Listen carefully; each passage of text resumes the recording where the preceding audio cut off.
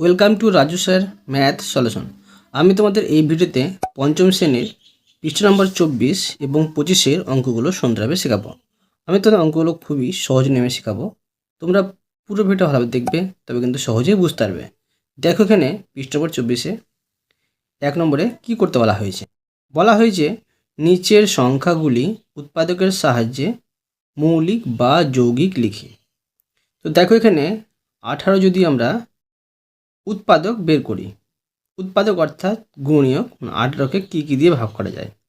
18কে দেখো ভাগ করা যায় 1 দিয়ে যায়, 2 দিয়ে যায়, 3 দিয়ে যায়, 6 দিয়ে যায়, আবার 9 দিয়ে কিন্তু যায়। তাই কিন্তু আর এই 18-র অনেকগুলো কিন্তু উৎপাদক আমরা পেয়ে যাচ্ছি। যে সংখ্যার উৎপাদক কিন্তু অনেকগুলো হবে তাকে বলা হয় যৌগিক সংখ্যা।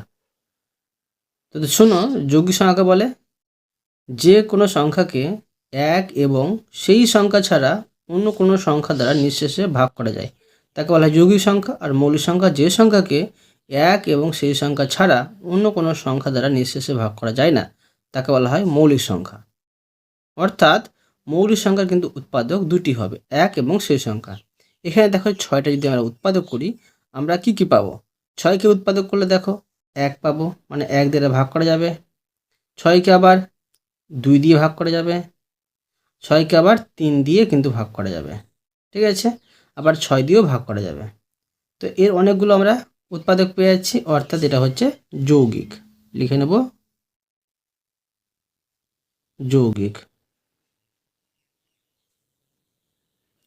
এবার দেখো 14 যদি আমরা উৎপাদক করি, তো ভাঙে যদি আমি এর গুণক বের করি তো পাবো 14 একে 14, 14কে 1 দিয়ে ভাগ করা যাবে, 2 দিয়ে ভাগ করা যাবে, 7 দিয়ে ভাগ করা যাবে। অর্থাৎ 14 কিন্তু উৎপাদক আমরা অনেকগুলো পেয়ে যাচ্ছি। এটা হচ্ছে যৌগিক, এটা হচ্ছে যৌগিক।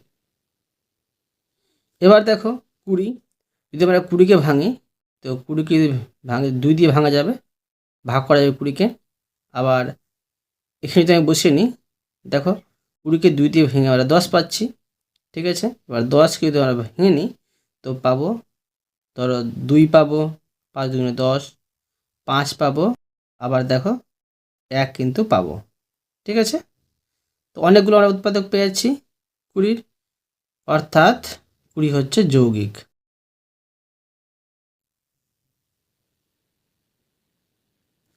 এবার দেখো পৃষ্ঠা নম্বর 25। তো দেখো 21কে যদি আমরা উৎপাদক করতে যাই, 21কে আমরা উৎপাদক করে পেয়ে যাব, 21কে ভাগ করা যাবে 1 দিয়ে, 3 দিয়ে, 7 দিয়ে। অর্থাৎ দেখো 21-এর উৎপাদক অনেকগুলো পেয়ে যাচ্ছি, এটা হচ্ছে যৌগিক।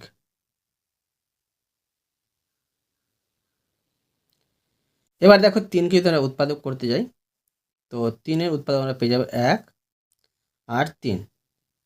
কি বলেছি আমি, যে সংখ্যার উৎপাদক দুটি হবে এক এবং সেই সংখ্যা তাকে বলা হয় মৌলিক সংখ্যা। এখানে মৌলিক। এবার 11কে যদি আমরা উৎপাদক করতে যাই, তো 11কে 1 দিয়ে ভাগ করা যাবে আর 11 দিয়ে ভাগ করা যাবে, এটা হয়েছে মৌলিক। 10কে যদি আমরা উৎপাদক করতে যাই, 10কে যদি ভাঙতে চাই, তো 10কে ভেঙে আমরা পেয়ে যাব 1 দিয়ে ভাঙা যাবে এটা, আবার 2 দিয়ে ভাঙা যাবে, 2 দিয়ে ভাগ করা যাবে, 5 দিয়ে ভাগ করা যাবে। 10-এর উৎপাদক অনেকগুলো পেয়ে যাচ্ছি, তাই এটা হবে যৌগিক সংখ্যা, যৌগিক।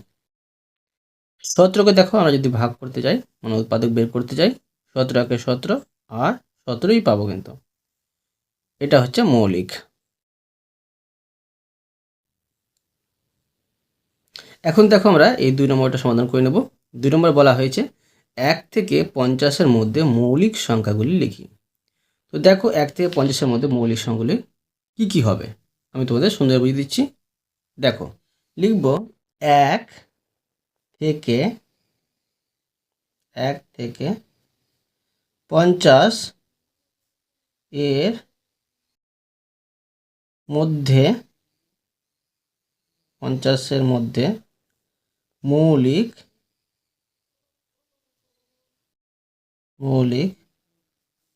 সংখ্যা মৌলিক সংখ্যাগুলো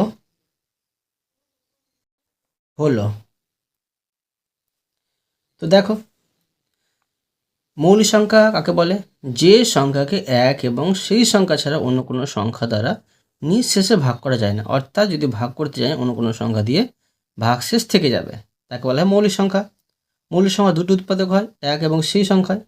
তো দেখো, একটা কিন্তু মৌলিকও না আবার যৌগিকও না, কেননা একের কিন্তু একটি উৎপাদক একই। মৌলিক সংখ্যা কিন্তু দুটো উৎপাদক হবে, আর যৌগিক সংখ্যা অনেকগুলো উৎপাদক হবে। তো 2 হবে মৌলিক সংখ্যা, 3 হবে, 5 হবে, 7, 11, 13, 17, 19, 23, 29, 31, তারপরে 37, 38 হবে না, 39 হবে না, 40 হবে না, 41, এরপরে 43, 44 হবে না, 45 হবে না, 46 হবে না, 47, 48 হবে না, 49 হবে না, 50 হবে না। এখন দেখবো আমরা 1 থেকে 50 পর্যন্ত 15টি মৌলিক সংখ্যা পাইনি। 1 থেকে 50 পর্যন্ত 15টি কিন্তু মৌলিক সংখ্যা হয়। 1, 2, 3, 4, 5, 6, 7, 8, 9, 10, 11, 12, 13, 14, 15 হয়ে গেছে। বুঝতে পারলে? এটা কিন্তু হয়ে গেল। এবার দেখো 3 নম্বর প্রশ্ন। প্রশ্নে বলা হয়েছে 1 থেকে 50-এর মধ্যে যৌগিক সংখ্যাগুলো লিখি। খুবই সহজ, মানে যেগুলো সংখ্যাকে এক এবং সেই সংখ্যা ছাড়া অন্য কোনো সংখ্যা দিয়ে ভাগ করা যায়, তাকে বলা হয় যৌগিক সংখ্যা। দেখো আমি করে নিচ্ছি। লিখব 1 থেকে 50 এর মধ্যে যৌগিক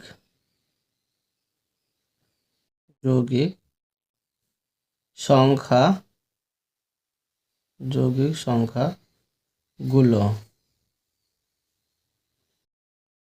হলো। তো দেখো, এগুলো বাদ দিয়ে যেগুলো থাকে সেগুলো হচ্ছে যৌগিক সংখ্যা। তোমরা একটা কথা মনে রাখবে, যতগুলো জোড় সংখ্যা আছে সবটা কিন্তু যৌগিক সংখ্যাই হবে। এবার বিজোড় সংখ্যাগুলোর মধ্যে আমাকে দেখতে হবে গণনা করে কোনগুলো মৌলিক হচ্ছে কোনগুলো যৌগিক হচ্ছে। তো দেখো, এখানে 2 তো বসিয়েছি, 1 তো মৌলিক না যৌগিক না। 3 বসিয়েছি, 4 হবে। তারপরে 5 তো বসিয়েছি, 6 হবে। 7 বসিয়েছি, 8 হবে, 9 হবে, 10 হবে। 11 বসিয়েছি, 12 হবে। 13 বসিয়েছি, 14 হবে, 15 হবে, 16 হবে। 17 বসিয়েছি, 18 হবে। 19 বসিয়েছি, 20 হবে, 21 হবে, 22 হবে, আর 23 কিন্তু হবে না, 24 হবে, 25 হবে, 26 হবে, 27 হবে, 28 হবে, 29 হবে না, 30 হবে, 31 হবে না, 32 হবে। এরপরে 33 হবে, 34 হবে, 35 হবে, 36 হবে, 37 কিন্তু হবে না, 38 হবে, 39 হবে, 40 হবে, 41 হবে না, 42 হবে, এরপরে 43 হবে না, 44 হবে, 45 হবে, 46 হবে, 47 হবে না, 48 হবে, 49 হবে, আর 50 হবে। বুঝতে পারলে? এগুলো কিন্তু যৌগিক সংখ্যা। এবার দেখো 4 নম্বর প্রশ্ন। 4 নম্বর প্রশ্নে বলা হয়েছে 2 ছাড়া প্রত্যেক জোড় সংখ্যা মৌলিক না যৌগিক লিখি। তোমরা মনে রাখবে যে যতগুলো জোড় সংখ্যা আছে সবটা কিন্তু যৌগিক সংখ্যা, 2 ছাড়া কিন্তু 2টা কিন্তু মৌলিক সংখ্যা। বুঝতে পারলে? তো এটার অ্যান্সারটা কী হবে? 2 ছাড়া প্রত্যেক জোড় সংখ্যা যৌগিক। লিখে নেবো, দেখো লিখব ছাড়া 2 ছাড়া প্রত্যেক জোড় সংখ্যা যৌগিক। এবার দেখো 5 নম্বর প্রশ্ন। প্রশ্ন বলা হয়েছে মৌলিক জোড় সংখ্যা লিখি। দেখো যতগুলো জোড় সংখ্যা সবটা কিন্তু যৌগিক, কিন্তু মৌলিক হবে জোড় সংখ্যা 2। ঠিক আছে, দেখো লিখে নেবো এটা। আমি লিখব মৌলিক